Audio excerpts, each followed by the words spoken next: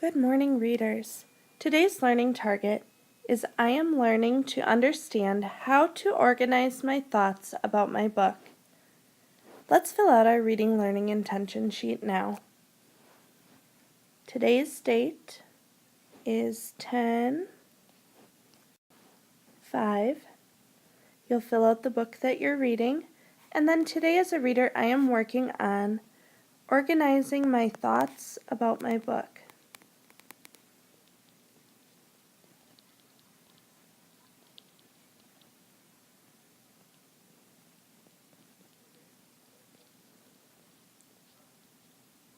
Go ahead and close your binder when you're finished so I know we're ready to move on.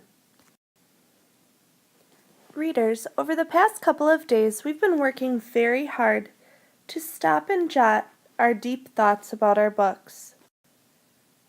Many of us have books like this one where the sticky notes are just pouring out of it. And this book really reminds me of the drawer I have in my kitchen right over here. It's full of stuff, and when I open it up, it's hard to see what's in there. So over the weekend, I organized it. I found scissors, rolls of tape, glue sticks, glue bottles, tons of markers, pens and pencils, batteries, and much more. I went through and sorted and categorized everything in this drawer, and when I was done, I couldn't believe the good stuff I'd found that I'd forgotten was in there. Readers, I'm telling you this because I bet many of you don't remember what's on half of your Post-it notes in your books. There are probably some really good theories among these Post-it notes, ideas that we might have just forgotten about. It's really smart to take a tour of your thinking and sort over your thoughts, just as I did sorting through this junk drawer, to make it much easier to find things. So today I want to teach you that when readers' books are bursting with ideas, it's wise to take some time to organize our thoughts. One way we can do this is to sort our Post-it notes into piles of ideas that seem to go together. Let's take a look at some of my jottings from Because of Winn-Dixie. Opal said that Winn-Dixie was her dog when the store owner wanted to call the pound. Opal is usually very friendly to others, but she calls the boys bald-headed babies and Amanda pinch-faced. Stevie and Dunlap told Opal that Gloria Dump was a witch, but she went into her yard anyways. Opal is curious. She asked her dad to tell her 3 things about her mom. She asked about Carson. She asked Gloria about the bottles.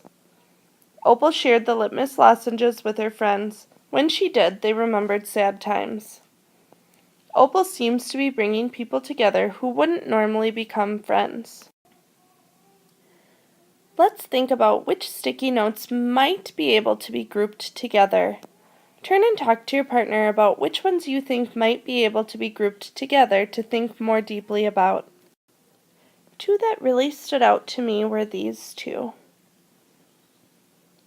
Opal shared the litmus lozenges with her friends. When she did, they remembered sad times. And Opal seems to be bringing people together who wouldn't normally become friends. These make me think about how all of the people that Opal really met were very lonely, sad people. None of these people really had friends, but then Opal kind of brought them all together, and they all became friends with each other in the end and all became friends with Opal. Are there any other sticky notes here that you see that could be grouped together to grow a theory about? I bet a lot of you said we could group this one. Opal said that Winn-Dixie was her dog when the store owner wanted to call the pound. And this one over here. Stevie and Dunlap told Opal that Gloria Dump was a witch, but she went into her yard anyways. What big theory can we grow from these 2 thoughts that we had while reading? Turn and talk to your partner now, and give a thumb up when you think you've got an idea. We might be able to say that Opal seems like a brave person to do those things. She was brave when she said that Winn-Dixie was her dog, and she was also brave to go into Gloria Dump's yard when the boys were saying that Gloria was a witch. Notice how we just took some sticky notes that had small thoughts on them and grew those small thoughts into bigger theories about our book and our characters. If you've got several thoughts jotted about your books, you can do some of this work today. If not, you'll want to make sure that you keep going with your jotting so that you can do this important work sometime very soon. You'll want to make sure you go back and reread your jottings, looking for ideas that can be grouped together that you can say more about. Then you might want to do some more writing about that in your reading binder and really grow that theory into a big idea.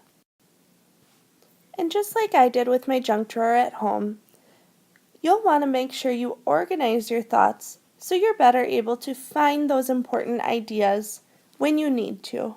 Make it a great day.